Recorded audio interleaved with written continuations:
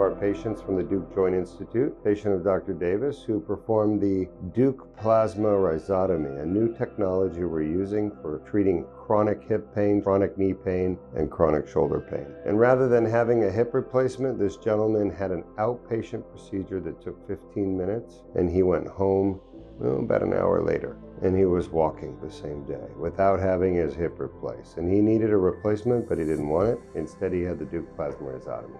How are you feeling today? I'm feeling amazing. My body's moving. I have a lot more flexation in my body. I feel so much better than being in pain for the last 3 to 4 years. And you had hip pain in your right hip for the last 3 to 4 years. Yep. From arthritis in the hip joint. And how did that affect your quality of life? To the point that I could no longer work as well. I couldn't move. I was actually using a tourniquet to sit there and hold down the pressure for pain. So do you still use the tourniquet today? I have not.